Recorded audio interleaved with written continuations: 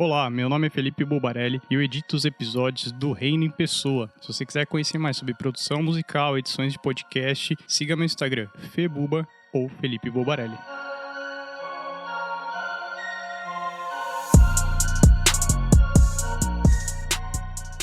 Fala comigo, tudo bem? Eu sou o Felipe Gibran. Eu sou o Walter Pinheiro. Eu sou a Pamela Campos e esse é o ORPcast, o podcast do Reino em Pessoa. Antes de iniciar nosso bate-papo, você que nos acompanha, que curte nosso trabalho, nos ajude a seguir fazendo esse rolê. Acesse aí www.apoia.se/ORP e seja um colaborador, uma colaboradora do nosso projeto. Nos pague um cafezinho? Esse recurso é utilizado para fazer as edições, gravações e toda a produção do nosso conteúdo. Esse episódio tem o oferecimento da editora Recriar e da editora Saber Criativo. Sem dúvidas, as duas editoras com os melhores livros de teologia lançados no Brasil. E também da Faculdade Unida de Vitória, o melhor curso de teologia EAD do país, que inclusive nós estudamos lá.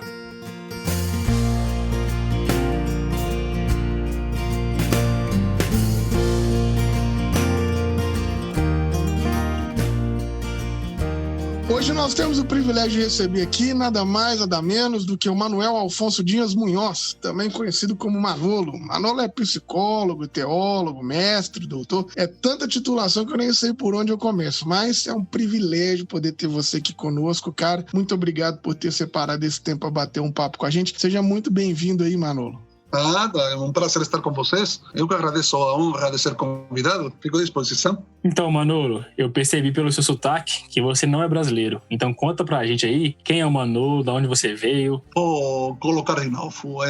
Eu falei que, pela graça de Deus, eu sou do País Basco, sou basco de nascença, mas espanhol por obrigação administrativa, tá? Me obrigam a ser espanhol para ter passaporte. Sou brasileiro por adoção porque eu cheguei aqui em 1990, já levo 20 anos aqui no Brasil. Mais anos do que fiz na Espanha, e mineiro por paixão, porque casei com minha esposa de Governador Valadares e já fiquei por aqui, em Minas. Eu trabalhei muito tempo em Governador Valadares e agora também aqui em Belo Horizonte, então gostei e gosto da terra mineira. Ah, coisa boa. Manolo, você estava falando pra gente que você tem um trabalho também muito grande com as crianças em situação de vulnerabilidade. Como é que é esse seu trabalho assim, com proteção infantil? Eu agora estou, mas não estou na ponta, não estou lidando com crianças. Agora estou mais na articulação, na mobilização da sociedade civil, na formação de agentes que trabalham nessa área. Agora, já faz 30 anos que cheguei aqui no Brasil que estou militando na área dos direitos da criança e adolescente, e agora estou na coordenação da Frente de Defesa dos Direitos da Criança e Adolescente em Minas Gerais, que tem como missão mobilizar e articular a sociedade civil organizada para propor e monitorar as políticas públicas em relação à criança e adolescente. Então são entidades, são pessoas militantes que se reúnem nesse fórum estadual para tentarmos fazer uma Minas diferente para nossas crianças e adolescentes, de vermos eles como sujeito de direito pleno, como cidadãos, e logicamente de um ponto de vista de fé, como cristãos, filhos de Deus, que têm direito a uma vida abundante em todos os seus aspectos e que muitas vezes é negada pelo poder público e pela sociedade. E como é que você escolheu assim, o Brasil? Por que vir lá do País Basco para o Brasil? Por que o Brasil, né? Bom, porque eu, durante 22 anos, eu pertencia a uma ordem religiosa católica chamada Padres Escolas Pias, que trabalha com a missão fundamental e com criança, e a sua vocação é trabalhar com criança mais vulnerável, na educação sobretudo. Então eu com 18 anos entrei no seminário, logicamente me formei em teologia e em psicologia, e durante esse tempo fui também vendo como poderia ser mais fiel ao que eu entendia que era o que Deus estava pedindo de mim. Nesse caso, quando ordenei em 1979, fiquei um ano num bairro, trabalhando num bairro proletário em Bilbao, no País Basco, e a congregação tem algumas obras aqui no Brasil. Nós estamos falando de final dos anos 80, começo dos anos 90, o Brasil tinha uma questão muito forte em relação com as crianças de rua. E me interessei por o tema e quis me engajar mais e até trabalhar nessa área. E pedi então para a congregação me mandar para o Brasil para poder trabalhar nessa questão. Aqui, no ano 90, então fui para Valadares, trabalhei na paróquia, no Colégio Vitoruna e também na Pastoral do Menor, então criando a Pastoral do Menor por lá e trabalhando como educador de rua, coordenador de projetos, assessor diocesano, depois foi assessor regional, também trabalhei na coordenação nacional da Pastoral do Menor e fui me engajando mais nessa área de trabalhar com crianças em situação de vulnerabilidade, especificamente em situação de rua, mas depois criamos a questão, mas sempre na área de direitos da criança e adolescente. Eu sempre tinha muito claro essa passagem bíblica evangélica que fala Jesus quando coloca uma criança no meio dos discípulos e fala: o que fizerem um destes a mim, desses pequeninos a mim fizestes. Então, para mim, isso era muito significativo. Para mim, o trabalho com criança de rua, estar com essa criança marginalizada, era estar com o próprio Cristo, crucificado, sofrendo, que me chamava para estar junto e para fazer acontecer a ressurreição dessa criança e em todas as crianças do Brasil. Então, desde aí, desde essa mística também do pequeno, do Deus dos pequenos, o Deus da vida que se manifesta nos pequenos, fui aprofundando nesse compromisso até hoje. Isso, agora não sou padre célibe, sou padre casado, não exerço o ministério, já trabalhei como professor de teologia, da minha formação, tudo isto, mas continuo militando nessa área porque entendo, continua sendo também um encontro místico com esse Cristo que se manifesta nos pequenos, que é crucificado e é ressuscitado no meio dos pequenos, dessas crianças. Hoje não tem mais criança de rua como tinha antes, tem família na rua, e não tem criança, mas tem muitas crianças em outras áreas, por exemplo, na área do trabalho infantil, na área do abuso infantil, na área da socioeducação, que muita criança, muito adolescente, que é Cristo que chama a gente para construir o seu reino com eles. Então, um pouquinho, para mim, também é um compromisso de fé. Manolo, só uma curiosidade aqui, fazendo um parênteses, porque a grande maioria das pessoas aqui nos ouve é um público mais jovem, maioria evangélico, a gente acaba que não domina tanto essas questões da eclesiologia católica. Você disse que hoje você é um padre casado. Explica pra gente aí o que é ser um padre casado. O que isso interfere, o que isso não interfere? Só por curiosidade mesmo. Isso tem um significado teológico. Teologicamente eu continuo sendo padre. Por quê? Porque o celibato dos padres é uma questão disciplinar. É uma norma da igreja que foi colocada num concílio em 1215. Antes os padres e os bispos não eram célibes. Foi uma norma que foi colocada por muitas razões, uma delas sacrificial, litúrgica. Pegaram uma questão do sacerdócio do Antigo Testamento, mas a questão basicamente era econômica. Logicamente, padres célibes são muito mais baratos e evitam problemas de herança. Uma normativa que pode ser revogada a qualquer tempo. Teologicamente, quem é ordenado padre continua padre até morrer. Só que se pede para os padres que deixam o celibato e casam, que não exerçam o ministério, não tem problema nenhum. Eu pedi, não exerço o ministério oficialmente, mas continuo sendo padre. Então, nesse sentido, teologicamente, eu poderia até exercer qualquer sacramento que seria válido do ponto de vista teológico. Não, fantástico. A gente via aí essa ideia do Francisco como alguém que tivesse nessa disposição de trazer uma oxigenação para a Igreja de Roma, né? E alguns pontos que era esperado que o Francisco tocasse, um deles, inclusive, era essa questão do celibato, né? E a gente vai vendo que o Francisco vai oxigenando a Igreja da maneira como pode, com as ferramentas que ele consegue, mas não é tão simples assim modernizar esse sistema inteiro, né? E aí, aparentemente, o celibato é uma coisa que ele ainda não conseguiu mexer, tocar ou falar, alguma coisa nesse sentido, ele ainda se mantém nesse aspecto do ponto de vista mais conservador, né? A igreja, uma vez me falou um professor, até antes estamos falando de alguns teólogos espanhóis que nos anos 80 foram muito influentes, 80, 90 foram muito influentes na formação dos seminaristas, como Castilho, González Faus, até o próprio Casaldáliga, Aguirre, Yacuría, Bom, eles têm algumas questões muito interessantes e um desses professores me falava: olha, a igreja é como um grande elefante que movimenta, mas e era católica, claro, se movimenta, mas se movimenta muito lentamente. Francisco já fez muita coisa, mas a estrutura eclesial é uma estrutura muito pesada. Ele está fazendo uma coisa que está certa. Está mudando por exemplo, o colégio cardenalício. Ele, aos poucos, de forma calada, vai mudando a chefia. E isso também vai trazer logicamente, novas perspectivas, mas é muito lento.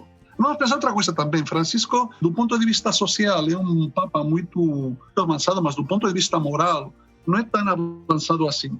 Então, do ponto de vista de moral, né, aí entra a questão do celibato, da ordenação de mulheres, é muito mais prudente. Isso significa ir muito mais devagar. No sínodo da família, que foi, acho que foi faz 2 anos, 3 anos, ele teve algumas propostas, como no último sínodo da Amazônia, teve algumas propostas nesse sentido. Conservador ainda muito forte na igreja. Vamos pensar que o João Paulo II passou 25 anos como papa, né? Estabeleceu uma estrutura. Em Benedito, o sucessor, Bento XVI, continuou com ela, até fortaleceu até certo conservadorismo. Então isso vai demorar em mudar. E não é pouco, não. Então, Manolo, quando eu vejo você falando um pouco da sua história, da sua formação, daquilo que você fez durante a vida como vocação, o que te encanta na figura de Jesus é a compaixão pelos pobres? Porque eu identifico muito isso na sua fala. É a compaixão pelos pobres, mas sobretudo o que me identifica mais é a sua fidelidade ao projeto do reino de Deus. De tal forma que, vamos pensar que o reino de Deus, o sinal mais importante do reino de Deus está no começo do capítulo do Evangelho de Lucas, capítulo 4, o Espírito do Senhor me enviou para quê? Para dar a boa nova a quem? Aos pobres. Qual é uma boa notícia para os pobres? Não é que abriram a igreja no bairro, não. A boa notícia para os pobres é ter pão para comer, é ser feliz, ter educação para os filhos, ter uma casa onde morar, ser filho de Deus e irmão em plenitude. Isso é boa notícia para o pobre. E ele assumiu isso a tal ponto que se identificou com eles, morreu como eles, como um bandido, e foi ressuscitado e proclamado Salvador pelo próprio Deus. O que me encanta é essa fidelidade a um projeto que é um projeto de Deus, e que por isso também é um projeto que me encanta, e que tem Jesus como referência para mim. Essa fidelidade até o final, ao ponto de morrer na cruz, ao ponto de proclamar o poder de Deus no amor, no não poder, na impotência máxima, para mim é importantíssimo, porque significa que os não poderosos, que os pequenos, os que hoje não têm arma, não têm dinheiro, não têm poder, não têm milícia, eles no final vão ganhar.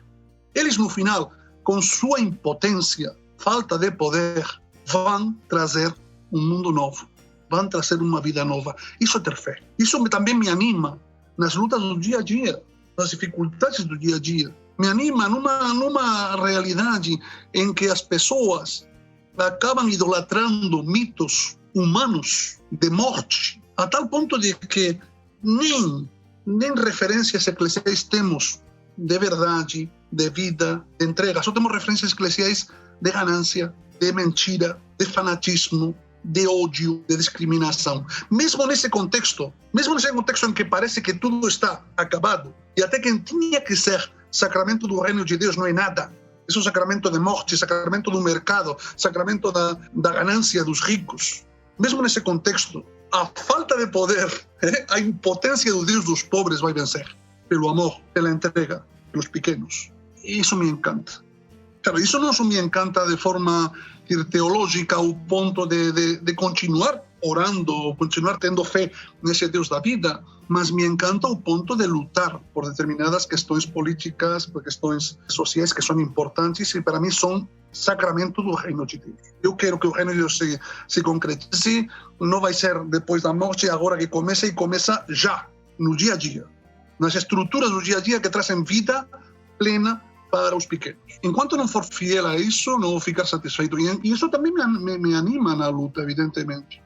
E a enfrentar também todas essas pessoas que, desde a sua fé mesquinha, pequena, estreita, irracional, negam essa realidade.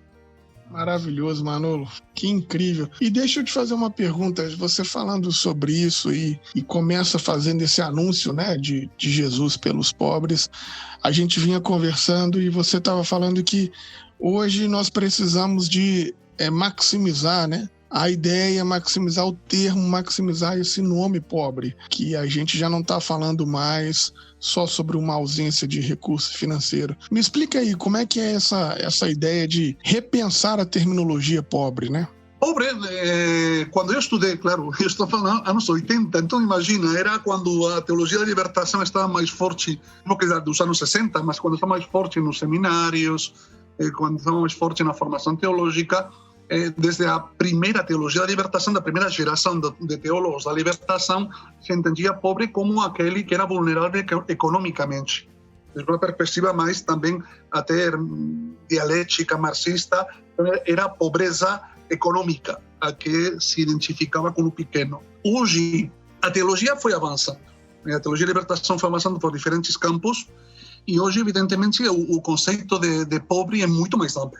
Então, quando falamos de pequeno, de pobre, não estamos falando apenas do pobre econômico. Estamos falando de todo aquele que é vulnerável, de todo aquele que é vítima, de todo aquele que é marginalizado, de todo aquele que é excluído, de todo aquele que não está no círculo do poder, que não está com privilégios e que, de alguma forma, está sendo vitimizado por uma sociedade egoísta, capitalista e cruel. E racista também, e machista também, e homofóbica também. Então, quando hoje falamos... Pero na teologia da libertação, hoje que se trabalha, eu estou lido mais nesse campo, logicamente, quando falamos de marginalizado, não estamos falando somente do aspecto econômico, nós estamos falando, por exemplo, do aspecto racial, tem teologia negra. Estamos falando do aspecto indígena, tem teologia indígena, cultural. Estamos falando do aspecto de gênero, tem teologia queer e feminista. Teologia ecológica também, enquanto que a terra também é um sujeito que está sendo vitimizado pelo capitalismo, pelo sistema econômico. E que a terra também é um pobre que traz também a esperança dentro do sofrimento dele, a esperança de nova ressurreição no reino que vai ser instaurado, que vai ser construído no projeto de Deus. Então também até o sujeito terra como tal, então tem uma teologia ecológica também, e é mais do que isso. E também o pobre do ponto de vista religioso, aquele que é marginalizado pelas suas ideias religiosas, aquele que é desprezado pelas religiões oficiais, tradicionais. Então hoje estamos falando de uma teologia interconfessional, de uma teologia intercontinental, que é mais do que apenas ficar fechadinho com o ralinho dogmático, doutrinário. Então, o conceito de pobre se amplia a esse conceito de aquele que é marginalizado, excluído. Então, temos todos esses aspectos que entrariam dentro dessa reflexão e dessa vivência de uma teologia da libertação muito mais ampla, enquanto que não fica apenas tendo como sujeito da reflexão teológica e da ação da praxis transformadora apenas o pobre econômico. Eu estava aqui pensando sobre essa ideia que você deu de que o pobre de hoje não é só o pobre econômico, mas é o marginalizado. Hoje é dia 10 de dezembro, né? O dia da entrevista, e é o dia dos direitos humanos. E aí eu estava pensando hoje que eu li uma matéria mais cedo falando sobre os refugiados, que no mundo nós já temos 80 milhões de refugiados. E essa galera é uma galera que ela está em uma condição de vulnerabilidade por diversos aspectos, seja econômico, religioso, seja uma questão étnica, seja uma questão de mudança climática. Existem vários motivos para uma pessoa ser refugiada. Quando eu penso na ideia do pobre da Bíblia, e eu penso no mundo de hoje, eu penso que os direitos humanos, a ideia dos direitos humanos é uma ferramenta muito importante, né, para a gente que é religioso, principalmente cristão. E aí eu queria te perguntar, como você pensa isso? Você pensa que a ética de Jesus, o ministério de Jesus, teria uma forte ligação com os direitos humanos hoje? Não estamos falando que Jesus, Deus feito 100% homem, se assumimos a humanidade em toda a sua radicalidade, não estamos falando nem de direitos humanos, estamos falando de direitos divinos.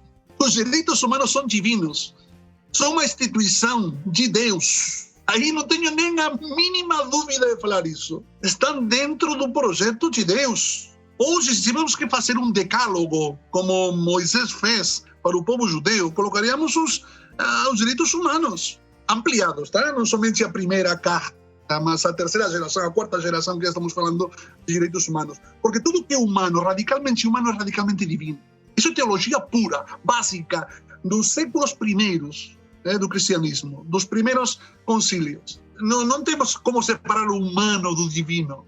O que é radicalmente humano é radicalmente divino. Deus fez isso com Jesus Cristo. Uma questão de fé, um dogma de fé cristão básico. Tá? A luta pelos direitos humanos tem que ser uma luta obrigatória de todo cristão, porque é o projeto de Deus. E negar isso significa negar o projeto de Deus também. Então, para mim, isso é fundamental. É importante, não temos como negar isso. E o tema dos refugiados que você falou, para mim é um tema extremamente atual e que traz para as igrejas e para os cristãos, pessoas religiosas, um desafio enorme. O próprio Jesus foi um refugiado. Podemos até negar a questão histórica da ida de Jesus, ou dos pais de Jesus, quando era criança, que aparece lá nos relatos da infância, não? Que os pais têm que levar a criança para o Egito porque o Herodes queria matá-lo. Bem, podemos até discutir teologicamente a questão da historicidade dessa passagem. Mas teologicamente traz uma verdade fundamental. Jesus é um refugiado. Ele viveu na carne, ter que sair da própria terra para salvar a pele. O poder queria acabar com ele, como acabou com tantas crianças, como secularmente acaba com as crianças enquanto sinal de esperança para o mundo. Não, simbolicamente essa passagem é muito importante, muito séria, e nos traz um chamado para acolher esses refugiados que são a imagem de Cristo hoje, para nós. Que é isso de pensar que, porque está chegando de outra terra, eu não tenho direito aos bens que Deus colocou para todos e que ninguém tem direito a se apropriar? Você é administrador dos bens do mundo. Não é o dono, não? Quem falou que você é o dono? Você só administra. E os critérios para administrar estão bem claros no Evangelho. Quem não quer ver, claro, é outra questão. Aí entra outro tipo de discussão, claro. Mas o refugiado hoje é a imagem de Cristo para todos nós. Então não temos como negar a entrada. Eu também não posso falar muito, eu sou migrante, é verdade que migrante de luxo, pela minha formação, porque nunca tive problemas, porque tem todos os papéis em regra, por todas essas questões. Mas hoje existe uma discriminação com o migrante pobre, não com o rico, não com o europeu, é com o pobre.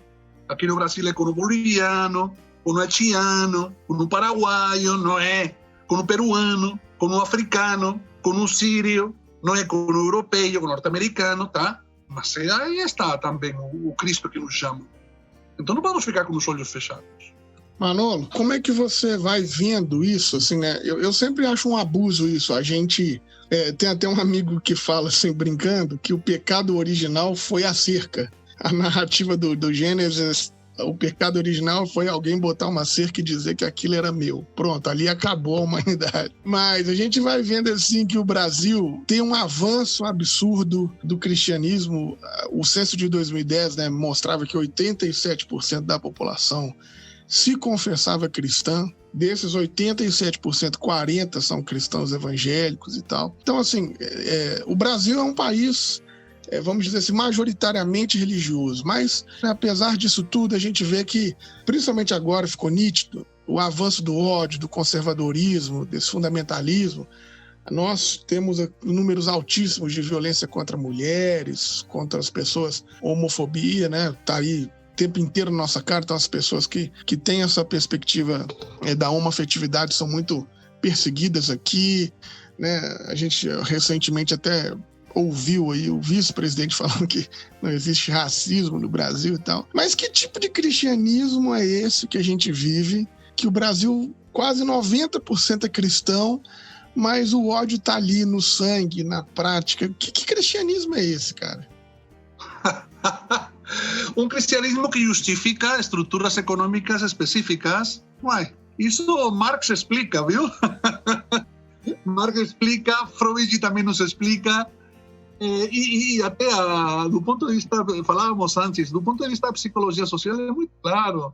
Quer dizer, é muito mais cômodo a gente ter uma estrutura que vai me falar o que eu preciso fazer, que não preciso pensar, que ainda me dá a segurança de uma vida justa e plena, sem ter que pensar muita coisa. Isso é muito atraente. Isso é muito atraente. Você se sente parte de um grupo onde você é reconhecido pela tua obediência, Isso não dá trabalho. É só falar sim, senhor. Onde você é reconhecido apenas pela tua capacidade de cantar ou de fazer orações bonitas. Olha, isso é muito fácil. E deixa as pessoas muito à vontade, muito bem. E ainda dá segurança sobre a vida pessoal. Fala o que tem que fazer, não tem que fazer, não tem que pensar nada. Só tem que aplicar. Ué, o que você mais quer? Mas, evidentemente, tudo isso é uma grande manipulação em função de interesses específicos. Infelizmente, tem muita liderança religiosa, mas não é somente na área pentecostal da teologia e da prosperidade, tá? Mas também na área católica, também espírita. Temos visto alguns casos por aí também, como o João de Deus e companhia. Sempre tem lideranças que se aproveitam dessa necessidade do ser humano de ter referências fixas e eternas, porque são referências que estão fora de qualquer julgamento. Então me evita ter que pensar. Falou Deus, está na Bíblia, pronto, não tenho que pensar mais nada. Sempre tem pessoas que se aproveitam dessa questão para os próprios interesses. Evidentemente, tem questões que estão relacionadas com isso, e não só com interesses pessoais, também com interesses de grupos políticos. Existem uns chamados think tanks, eu não sei em inglês como se explica, são grandes grupos de opinião com muito dinheiro, relacionados com grupos de pressão e lobbies da extrema-direita e direita norte-americana, europeia, que investem também em determinadas denominações religiosas e em determinadas opções religiosas para enfraquecer outras de tipo mais libertador e transformador. Isso no Brasil aconteceu muito nos anos 70, a partir do crescimento, por exemplo, das comunidades de base, Igreja Católica ou da teologia, como se chama? Da missão integral? Da missão integral nas igrejas evangélicas. Houve todo um investimento de fora, de dinheiro, de estrutura, para contrapor o crescimento dessas tendências, tanto na igreja católica quanto nas igrejas evangélicas, porque eram perigosas para o sistema. Isso é evidente, só que se fecha um pouquinho os olhos a essa questão, mas é evidente essa questão. Então, também temos que pensar nesse fator como um fator importante. Sempre vai ter. O que acontece aqui no Brasil é que o fator religioso ainda é muito forte. Então ainda não chegou esse secularismo que tem a sociedade europeia. Mas a sociedade europeia também tem tendências popularistas que não são religiosas, mas que têm os mesmos traços fascistas, absolutistas, de ódio, que tem aqui algumas questões relacionadas também aqui com a religião. Tá? Só que aqui com a religião ficou mais fácil, porque tudo se justifica desde um manto de absoluto, de sagrado, de intocável. Então, está na Bíblia, está na Bíblia. Eu vou interpretar a Bíblia como eu quiser, mas está na Bíblia, está na Bíblia. Falou Deus, falou Deus. Falou o pastor, não tem mais que questionar. São questões que estão muito ligadas também a questões não somente religiosas, mas psicológicas. De atitudes fanáticas que dão segurança para as pessoas, que dão tranquilidade perante um cenário mais de crise, por exemplo. Desde a psicologia social se afirma muito claramente que o fator motivacional mais forte é o medo. Se eu consigo trabalhar com o medo, eu consigo domesticar as pessoas para o que eu quero. Por que você acha que Bolsonaro e companhia trabalham tanto o medo, procuram tantos inimigos? Porque a partir do medo eu posso domesticar as pessoas. Então isso, e na religião funciona o medo muito bem. O medo a ser condenado, ao inferno. Vocês sabem que se trabalha com o medo. E um fator motivacional básico na humanidade. Se você consegue trabalhar com ele, consegue o que quer com as pessoas.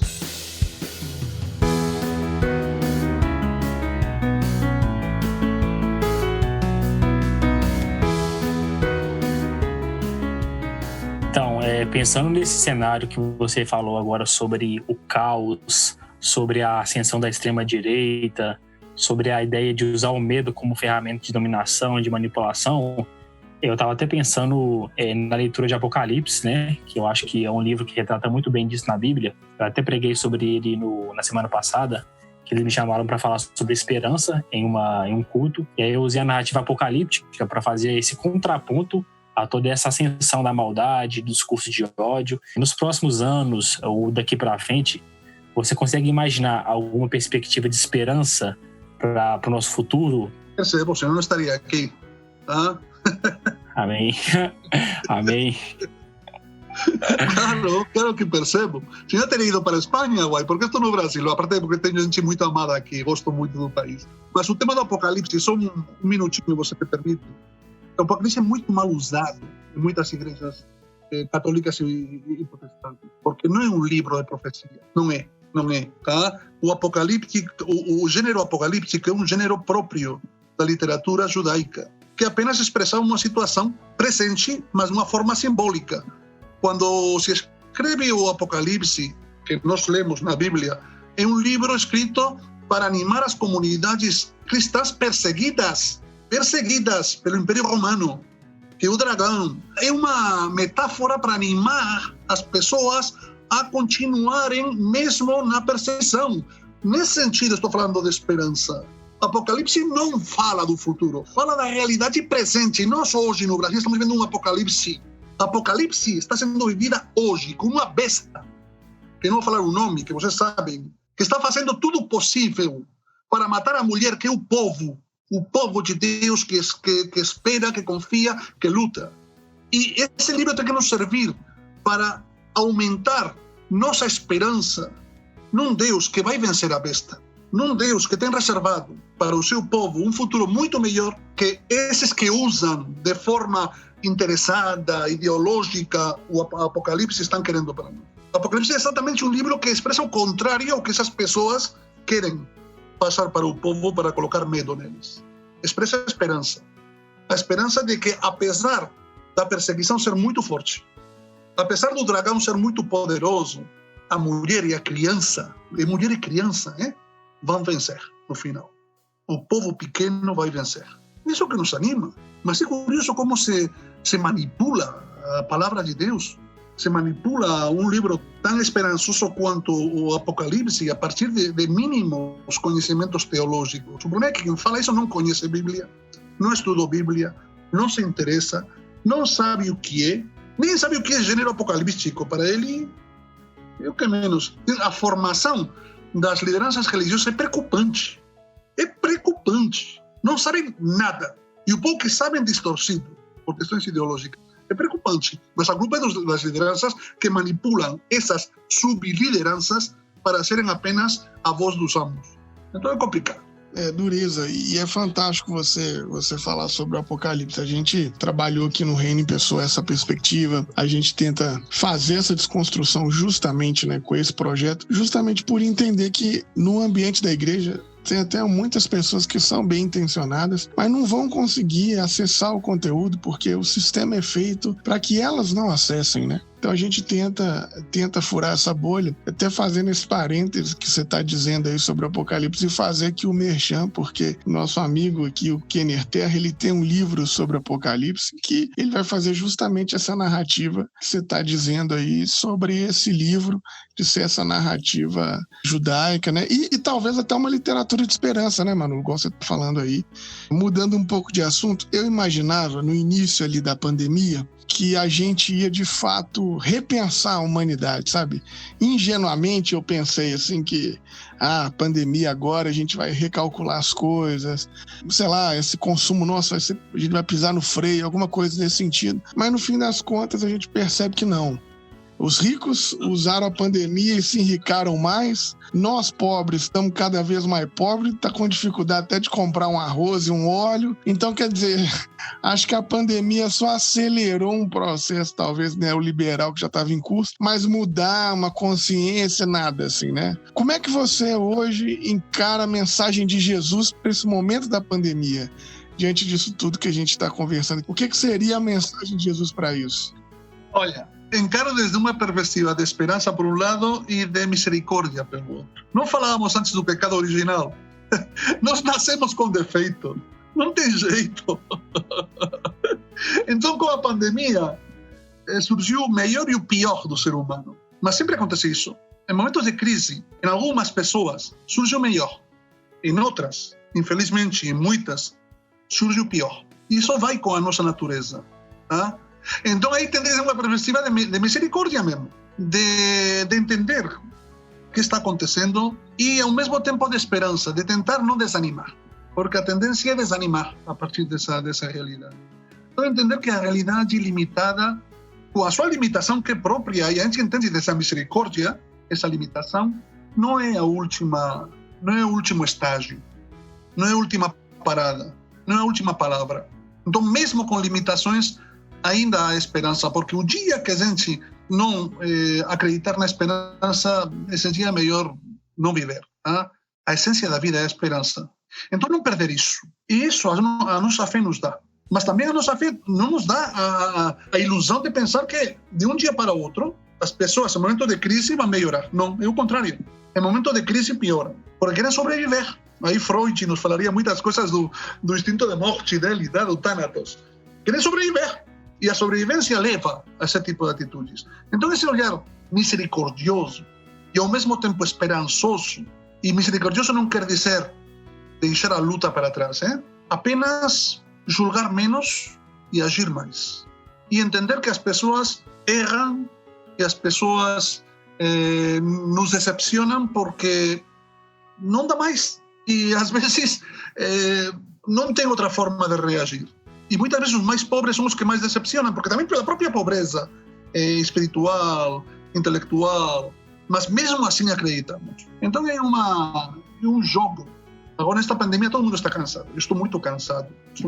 Eu te comentei no começo, também tem gente que aporrinha um pouquinho a tua vida, que essa questão política está levando as pessoas a serem muito amarguradas, a ter muito ódio. Isso cansa, isso decepciona. Pessoas que você pensava de uma forma aparecem de outra, mas mesmo assim temos que ter esses dois olhares, misericordioso, esperançoso e de luta. A gente não pode perder isso, não pode perder isso, porque se perder isso, se nós não temos esse olhar, quem vai ter?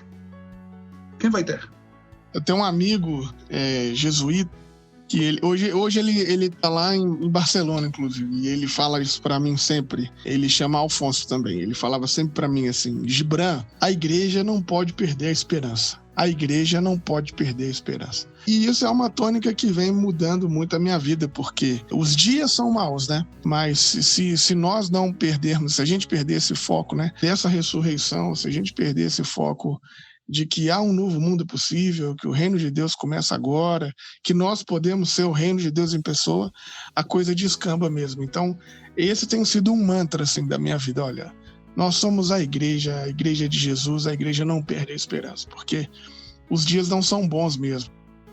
É que é a essência da igreja. Nós nos congregamos, nos reunimos ao redor da esperança. Se a gente perder essa esperança, perde tudo. É como a esquerda. Se a esquerda perde a ética, perde tudo. A essência da esquerda é a ética. A essência da igreja é a esperança. Se a gente perder a esperança, não tem sentido nos reunir. Não tem sentido lutar. Não tem sentido rezar. Não tem sentido acreditar. Acreditar é ter esperança. Porque a realidade mais dura do que a realidade da cruz não tem. Na cruz, o próprio Jesus exclamou: por que me abandonaste? Imagina, a vida toda, o processo todo cai por terra. Parece que não tem mais esperança. E mesmo na maior desesperança aparente, a vida surge. Então não podemos perder a esperança. Como a esquerda não pode perder a ética. Que são duas coisas que não dá. Boa. Já caminhando para o final, eu tenho uma pergunta aqui para te fazer, Manolo. Qual que é o papel do teólogo para o Brasil de 2021? Dar razão à esperança, sempre foi essa. Dar razão à esperança. Nós temos que testemunhar, não só com palavras, mas na praxis teológica, nas comunidades políticas, que é possível vivenciar o projeto do reino de Deus. Essa é a missão do teólogo. Teólogo não é aquele que estuda teoricamente Deus, teólogos. Não, desde o ponto de vista, é aquele que faz acontecer o projeto de Deus junto com a comunidade, dando esperança, razão para essa esperança, com os seus estudos, com as suas palavras, com o seu exemplo, com a sua fé. Basicamente, essa é a missão do teólogo. É a mesma do pastor? Não necessariamente, porque o pastor não é profeta, o teólogo deve ser profeta. Bom, o pastor pode ser profeta, mas geralmente não é, porque representa a instituição. Mas o teólogo deve ser. E na sua profecia, faz o reino acontecer, anuncia, dá razão para o reino, para a esperança. Essa é a missão do teólogo. Teólogo que não traz esperança para as pessoas é o quê? Estudioso da Bíblia, sábio dos versículos que estão escritos na Bíblia, ou é um erudita dos dogmas. Não tem sentido, tá? Então, para mim, é basicamente isso. Camarada, o que você diria aí que recentemente, assim, sei lá, se um filme, se uma música, se um livro, o que você tem curtido recentemente que você indicaria? Esse livro aqui é legal, esse filme aqui é legal. O que seria a dica aí que você indicaria para a galera que está nos ouvindo aí? Eu estou lendo muitos livros. Um deles é meio escandaloso, que é No Armário do Vaticano. É muito interessante, de um sociólogo homossexual francês que escamba com a Igreja Católica. É muito interessante. Mas eu recomendaria um livro que eu gosto muito. É Aproximação Histórica, Jesus, Aproximação Histórica, de José Antonio Pagola. Pagola é um teólogo espanhol, também formado, um pouco mais velho do que eu, mas nessa teologia da libertação mais europeia. E é muito interessante a visão que tem do próprio de Jesus, porque traz questões históricas muito boas. Traz uma figura de Jesus muito humanizada, muito próxima e ao mesmo tempo muito comprometida com o projeto de Deus. Jesus, Aproximação Histórica. É da editora Vozes. É antiguinho, deve ter uns 10 anos o livro, menos. 8 anos, talvez. Eu não sei. Não. Agora é bom demais. Então, recomendo ler esse livro para quem quer ler uma cristologia básica e importante. E especialmente o capítulo 8 me encanta, porque o José Antonio Pagola foi bispo da Igreja, já aposentado, mas era bispo da Igreja Católica, e ele coloca nesse capítulo umas insinuações muito interessantes sobre o papel das mulheres, sobretudo Maria Madalena, na primeira comunidade apostólica, deixando insinuações muito interessantes para depois serem aprofundadas, até sobre o celibato do próprio Jesus. Ele não fala claramente, mas não pode, sendo da hierarquia católica, mas deixas teológicas muito interessantes, que dá para pensar coisas muito boas, muito interessantes sobre o papel próprio da mulher na comunidade cristã e o papel que teve, fundamental, radical, Maria Madalena e Maria, a mãe de Jesus, na primeira comunidade cristã, por acima do papel de alguns apóstolos homens mais destacados na literatura oficial. Muito bom. A gente não pode nem falar de Pagola aqui, Manolo, porque quando fala de Pagola, infelizmente a minha ira, a minha raiva, ela vem porque esse rapaz aí, ele pegou o meu livro do Pagola e não devolve.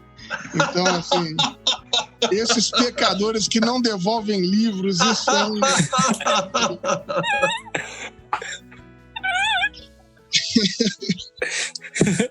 Não, olha, eu também dei para um amigo e não devolveu. Um livro que não voltou para mim. Eu dou presente para muitas pessoas, mas só tinha esse exemplar. Deu para um amigo ler faz 2 anos e não devolveu até hoje. Eu sempre devolvo os livros, mas o do Pagola eu não vou devolver, não. Deus perdoa esse roubo. Não, até pouco tempo eu não acreditava nessa bobagem de inferno nem nada. Agora que ele não devolveu o meu livro, eu tô pensando, tem que ter um lugar pra esse cara aí. Tem que ter um lugar pra ele ir. Porque eu vou te falar, viu? Não devolver livro não é coisa boa, não.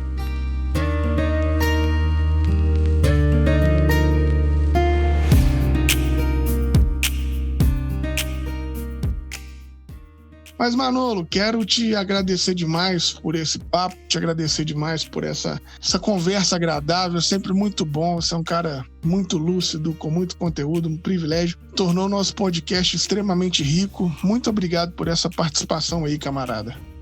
Meu amigo, eu fico muito honrado. Quando você precisar, o que precisar é só me contatar. Eu estou por conta dessas coisas, adoro esses papos. Agora que não estou dando aula na teologia, estou dando na psicologia, na pedagogia, sinto falta dos papos teológicos. Não, então você vai dar muita aula pra gente aqui no Reino em Pessoa. Então, tá convidado, então. Aí. Fica à vontade, tá? Que eu me sinto muito bem. E também, eu fiquei muito contente com o teu projeto político também. Então, tem que apoiar, tem que dar força, não tem jeito. Estou aí para o que precisar. Muito obrigado.